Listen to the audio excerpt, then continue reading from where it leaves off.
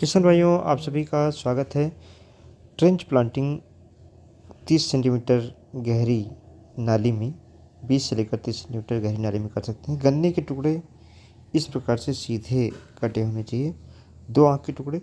बीज का शोधन जरूर करें। 2 ग्राम बेविस्टिन 1 लीटर पानी में मिला करके 30 मिनट तक शोधन करें। इस प्रकार के कटर से गन्ने का बीज काटेंगे तो जैसा मैंने पीछे दिखाया है उस तरीके का बीज होगा। ये कटर आते हैं, लेकिन इस कटर से एक ब्लेड निकाल करके तब आप काट सकते हैं। ट्रे में पौध उगा करके भी ट्रेंच में लगाई जा सकती है। ट्रेंच में लगाने के बाद अगर पानी की कमी है तो इस प्रकार से हल्का पानी लगा दें। पौधे लगाने हैं तो साइड में पौधे लगाएं, बेहतर रहता है। पानी जब लगाएंगे तो गन्ने की जड़ें जल्दी निकलेंगी और टेढ़ा नहीं होगा पौधा। इस तरह से मिट्टी की भराई ना करें, केवल 2 अंगुल मिट्टी डालें। सीधी लाइन में गन्ने की बुआई करें, तिरछा बुआई ना करें।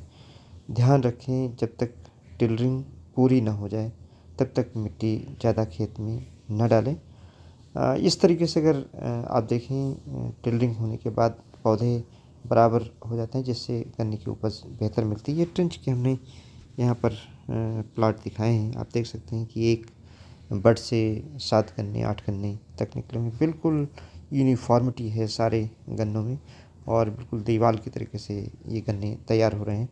ट्रेंच मेथड की ये खूबसूरती है कि अगर इसको सही ढंग से सही ट्रेंच बना करके, कम मिट्टी डाल करके और कम से कम 4.5 फीट की दूरी रख करके गन्ने का उत्पादन करते हैं तो गन्ना इस तरीके से यूनिफॉर्म भी होता है और गन्ने का उत्पादन सामान्य विधि की तुलना में 2 गुना 2.5 गुना तक मिल जाता है।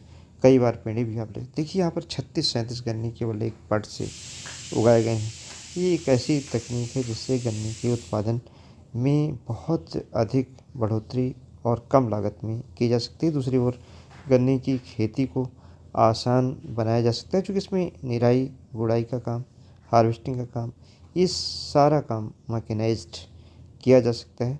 जिससे आपकी जो खेती की गन्ने के उत्पादन की लागत है जहाँ एक और घटेगी, वहीं दूसरी ओर गन्ने की खेती आसान हो जाएगी।